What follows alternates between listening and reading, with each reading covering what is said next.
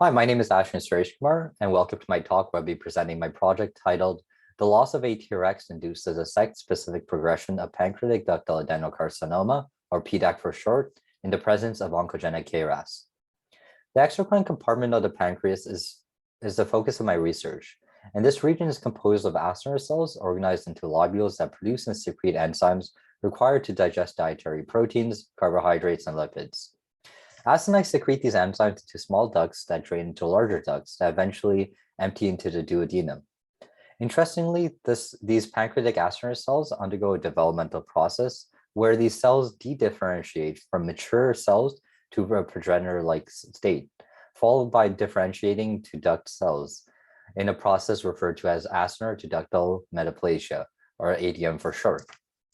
In Canada, the 5-year net survival for pancreatic cancer is only 8%, with PDAC being the most common type and is currently the third leading cause of cancer-related deaths. This is primarily due to a lack of effective early screening, as most patients are initially present with a highly advanced disease stage, as well as the tumor microenvironment increasing resistance to chemotherapy. The focus of my research specifically is really the initiating effects of PDAC by altering acinar cell identity, with my aim to really understand the factors that trigger the excessive development of ADM. As most PDAC patients are not candidates for surgical intervention, and there's no effective pharmacological therapy, there's an urgent need to develop new therapeutic approaches by better understanding early cellular PDAC events. Mutations in the KRAS gene is commonly attributed to the initiation, progression, and maintenance of PDAC by activating downstream signaling pathways that allow cells to grow uncontrollably. Upon chronic injury, and if ADM is not resolved, it becomes the basis of developing pancreatic intraepithelial neoplasias, or PANNs for short, where the ductal cells are more columnar in nature as opposed to cuboidal as seen in ADM here, and the cells have a more pseudostratified organization. Throughout this process, the epithelial cells in the pancreas undergo a persistent adaptive response that with additional mutations, the PANNs progress to a PDAC phenotype. Recent evidence suggests that inflammation-induced chromatin changes may play an important role to initiate pancreatic cancer. Research suggests that a SNF chromatin remodeling protein, ATRX, named after a cognitive genetic disorder, may affect KRAS-mediated PDAC. Previous research in our lab revealed that a loss of ATRX and activation of KRAS increased ADM, fibrosis, inflammation, and PANN lesions relative to KRAS activation alone. And interestingly, this effect was only observed in female mice. In addition to its involvement in chromatin, ATRX is also involved in DNA damage and repair, cell cycle progression, exon activation, and targeted gene regulation during mitosis. ATRX is also predicted to contribute to DNA and histone methylation, alternative lengthening of telomeres, and gene expression in developmental processes.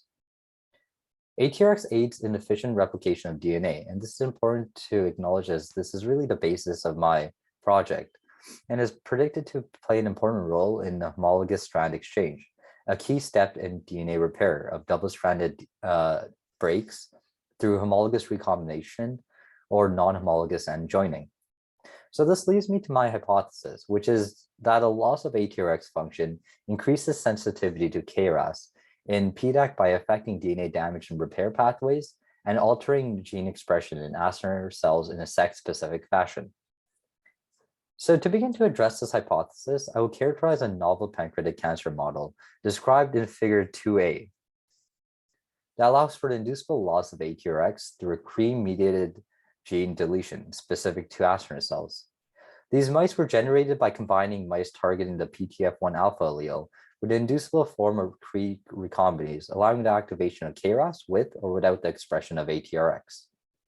The resulting genotypes of these mice used for experimentation are shown in figure C. And to briefly go over this, the wild type group expresses PTF1 allele or none at all. Mice with a loss of ATRX are referred to as PX mice. PK mice have KRAS activation alone. And finally, the PKX mice group have both the loss of ATRX and activation of KRAS. Genetic recombination resulting in ATRX deletion and KRAS activation will be induced in 2 to 4 month old male and female PK and PKX mice via oral gavage of 2 milligrams of tamoxifen over 3 alternating days. And this is shown in diagram 2b.